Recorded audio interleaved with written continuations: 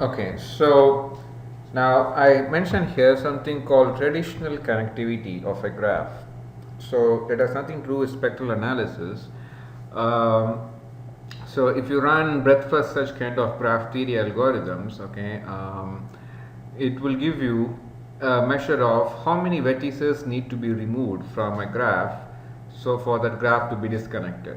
And again, they look at all combinations of vertices. So the number 2 indicates here that if you remove some two vertices, those algorithms will not specify what are the two vertices, but given a graph, a small graph like this, we should be able to figure out what two vertices that need to be removed so that the graph will get disconnected.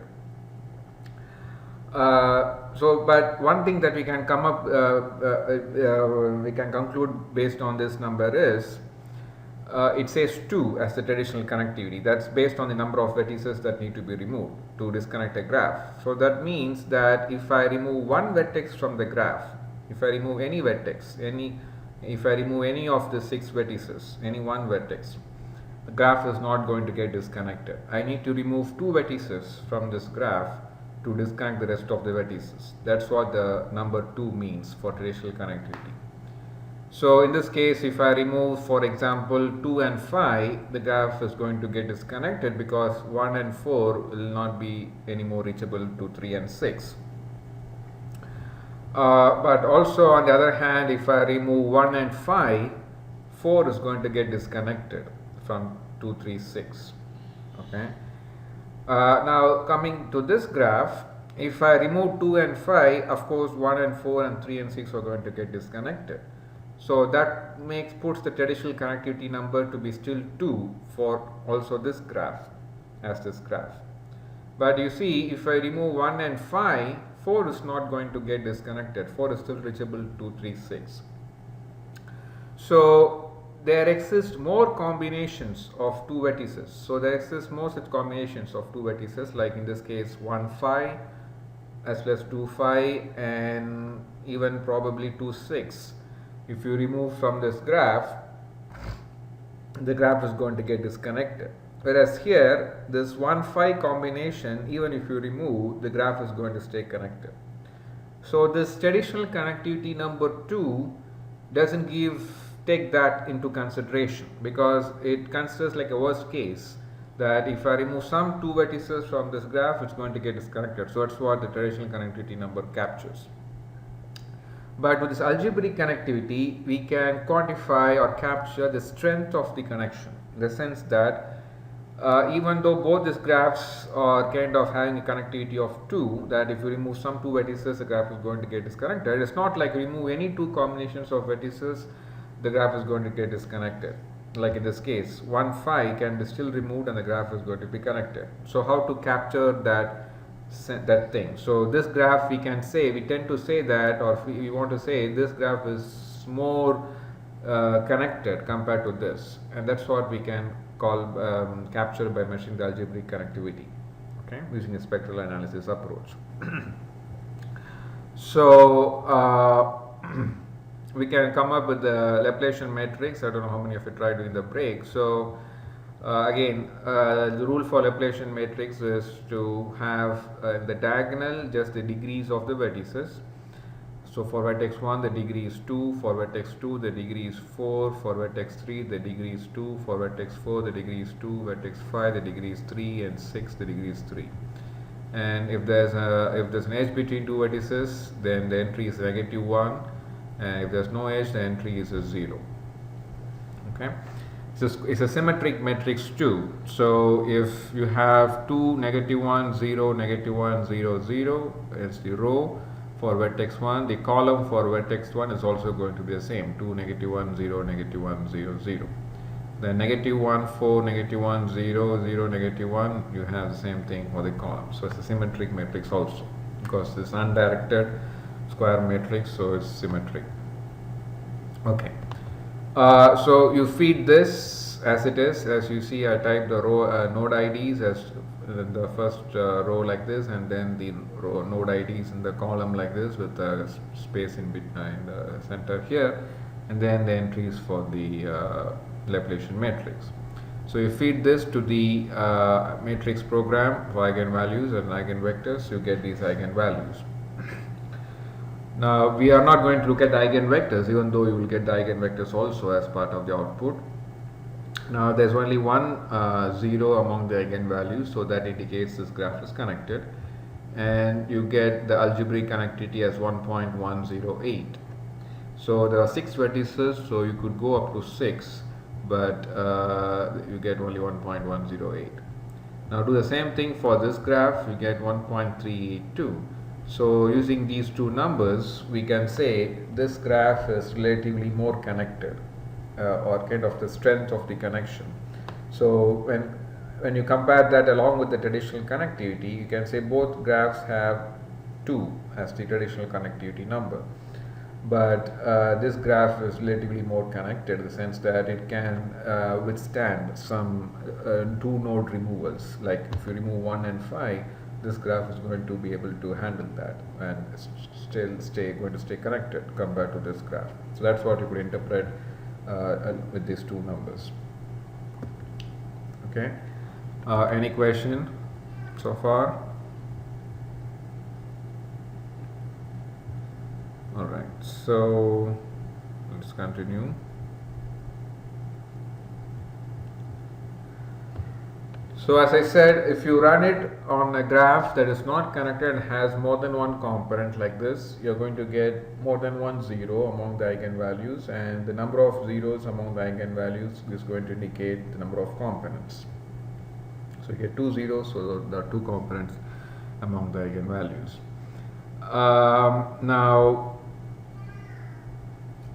So once the graph is disconnected, right, like this, there's no real need to capture the algebraic connectivity. Okay. So for a graph that has more than one component, we do not mention anything about algebraic connectivity, because the graph is first of all not connected. Now one another thing you could also quantify using the Laplacian matrix and its eigenvalues is this, what is called the number of spanning trees that are possible for a given graph. So you all probably would have taken data structures algorithms class, and you would have come across this term called spanning tree. So a spanning tree is nothing but, so given a graph like this, how many possible combinations of edges we can have to get a tree out of this graph. So first of all, a spanning tree is, you should have all the vertices covered along with some edges from the graph such that the vertices are reachable to each other. So I'm trying to draw this and explain.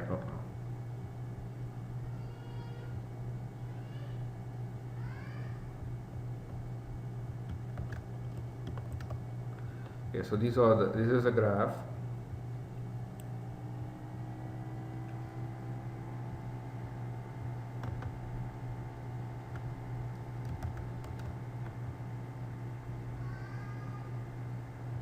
Let me quickly draw this.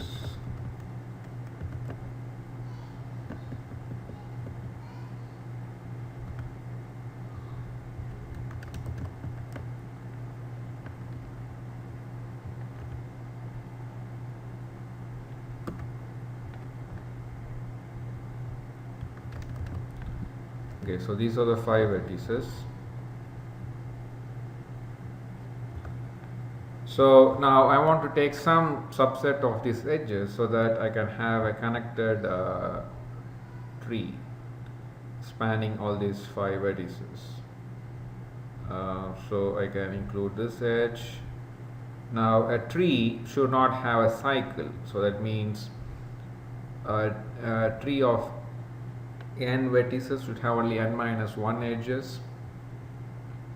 So given that I have chosen these 3 edges, I cannot put this edge and say that's still a tree, because it's going to have cycle 1, 2, 4. Okay, so you should not have a cycle means you cannot have more than one path between any 2 vertices. So if we have a cycle, then you see there will be more than one path between some 2 vertices. So between 2 and 4, you can either go 2, 4 like this or 2, 1, 4. that's two paths between 2 and 4. So you cannot have more than one path between any two vertices in a tree. So the only way, or one way you can include 3 to this tree is this. So this is a spanning tree of these 5 vertices. It has 4 edges, and the vertices are reachable from each other. But this is not the only spanning tree possible for this graph. You could have something like this. Instead of this edge, you can use this edge to include vertex 3 to be part of this tree. That's another spanning tree for this graph. Again, that's not the only spanning tree for this graph. You can have something like this. Instead of this edge here, you can put this edge here. So all these edges are part of the given graph, right? So using the given set of vertices and edges, we want to come up with different possible spanning trees. Now, how many such spanning trees we can come up for a given graph? There are a lot of such possibilities, right? As you can see. So the eigenvalues of a Laplacian matrix can give you the number of possible spanning trees you can come up with for an undirected graph like this. Okay, and that's nothing, simply the product of the non-zero eigenvalues divided by the number of vertices. So in this, for this graph here, its non-zero eigenvalues of the Laplacian matrix are 1.586, 3, 4.414 and 5. So to multiply all these numbers and divide that total product by the number of vertices, which is 5, and you will get surprisingly an integer, even though the eigenvalues themselves could be real numbers mostly. The product of the non-zero eigenvalues divided by the number of vertices will be an integer, and that integer quantifies the number of spanning trees you can have for this particular graph. Okay, and this could also be considered, even though there is no formal metric or approach for that. The larger this number, the larger the number of spanning trees possible for a given graph, the more connected the graph is. Okay, so for example, if this itself, where was my figure? If the given graph itself is like a tree, okay, then that's the only spanning tree you can have for that graph. Okay, so the number of spanning trees for that graph is going to be 1. Okay, so whereas if you look at this graph, we found the number of spanning trees for this graph is 21. And obviously, by looking at these two as graphs, we can say that this graph is more connected than this graph. So this phase also captures the sense of how strong the graph is. Okay, so both are connected graphs, but if I remove an edge from this graph, it's going to be still able to handle that edge removal and stay connected. Whereas if I remove an edge from this graph is going to get disconnected.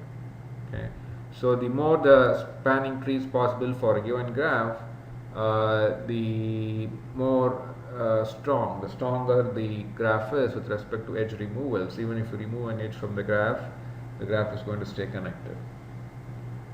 Okay, so that's one other use of this eigenvalues for the Laplacian matrix. Right, so any question?